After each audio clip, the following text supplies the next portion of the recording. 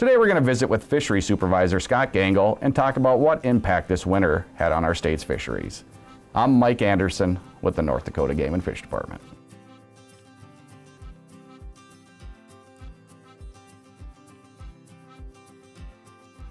Welcome to the program, Scott. Thanks, Mike. Scott, we went into winter very dry. What were our expectations for the fisheries over the winter? You know, we had such a severe drought last summer across most of the state that a lot of our lakes were down several feet. And so we had a concern going into the winter that if we had a lot of snow cover, we might start seeing a higher rate of winter kill in some of these lakes that were, you know, had a lot less volume in them.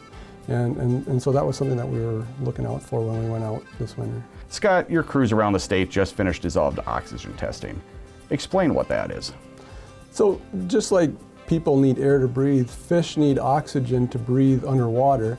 And one of the things that we see quite often in the wintertime is a depletion of dissolved oxygen.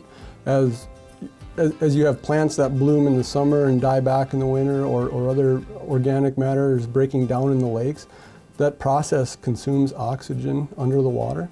And so if you get to a situation where there's more oxygen being consumed than there is being produced, we can have situations where we don't have dissolved oxygen under the water for the fish. And so typically around the dead of winter, when conditions are the harshest, our crews go out to various lakes around the state and do what we call profiles. And they'll just take oxygen readings in usually the deepest part of the lake, and they'll measure the oxygen in the water to see what the conditions are looking like. Okay, and so they just finished. What did they find? You know, we were concerned with the drought being so severe last year that with less volume of water on the landscape, we were going to have more winter kill. There's quite a bit of snow in some places of the state, and that usually contributes because it blocks the sunlight from penetrating the lakes. We were actually pleasantly surprised. We've got really good conditions across much of the state.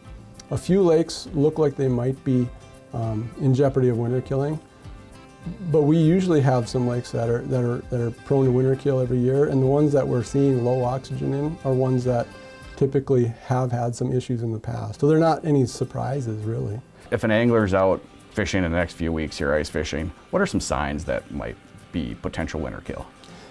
If the conditions are bad enough and there's no oxygen left in the water, typically there'll be some hydrogen sulfide gas produced from the bacteria in the water. So the first thing that an angler is going to notice if there's a winter kill going on is if they punch a hole and they get that rotten egg smell back. That's usually a pretty severe sign that the lake is winter killing.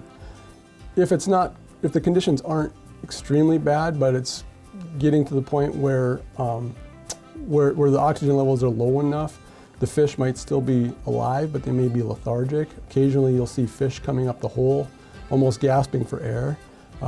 Typically, when oxygen levels are depleted, it occurs from the bottom of the lake upwards.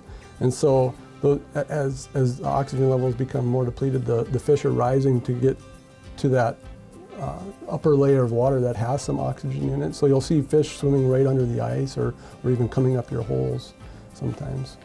You guys manage nearly 450 lakes. Obviously, you can't get to every lake. So what should an angler do if they suspect a lake is winter killed? Well, if they see any of the symptoms that we just talked about, or if they even see dead fish, that's usually a pretty concerning sign. They could just contact our office here in Bismarck or one of the district fisheries offices if they know where their district office is located, and just report that. We'd appreciate any reports that people want to send in, and then we can investigate further. What measures do you guys take to either restock or get that lake back on track? Yeah, so if it's a complete winter kill, or if we suspect that there's a complete winter kill, we may do a little bit of post ice out netting just to see if it was a complete winter kill or not. If we do know that there was a complete kill that occurred, we'll try to get fish in there as quickly as possible. If it's a walleye lake that we stock with fingerlings, we'll get those added to the spring stocking request. Some of our winter kill prone lakes tend to be the smaller urban fisheries or community fisheries, and we'll get catchable fish in those right away too this spring. So the guys might put a little extra effort into moving some bluegills around, or we'll get some trout put in there or some catfish or something like that. When they're doing their other springs work, they'll just get some adults and transport them and put them in those lakes. Scott, we're into March, a couple weeks left of ice fishing, maybe a month or so. What are some late season reminders? Well, the first thing is we do have a deadline to get your ice houses off the lakes by March 15th. That's the permanent ice houses. You can still use them, but if they're unoccupied, you can't leave them on the ice overnight or unoccupied. So you can pull them on, take them off daily. And that's just because the conditions change so fast when we start seeing spring melting occurring, that if you leave your ice house on the lake and think you're going to come back next weekend and get it then, you could be too late.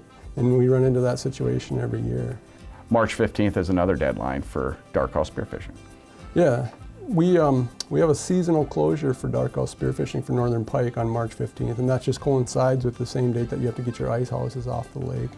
Okay, and we want to remind anglers to pick up all their litter when they remove their ice houses. Yeah, and that's good practice anytime you go fishing, is to clean up after yourself. And it's really easy to forget some stuff on the ice when it's nasty conditions out there, but this time of the year when the spring is coming, you're moving your ice houses off the lake and stuff. Make sure to clean up around your ice house and take everything with you that you brought out there. This is the time of year too where you need to really start paying attention to ice conditions. Yeah, and for the same reason that we have you remove your permanent houses daily, things can change really fast out there, and ice conditions, especially around the shorelines, can start to weaken and stuff. We get some sunny days and some warm evenings and warm nights. It can change really fast. So just be careful. There's plenty of fishing left to be had yet, but this is just a good reminder for people to be cautious. So overall, Scott, winter wasn't as bad as we anticipated on our lakes across the state. No, we were really pleasantly surprised. We were going to see probably a few lakes with some winter kill situations, but for the most part, we're going to come through it okay and hoping to get some runoff this spring. A lot of great information, Scott. Thank you. Thank you.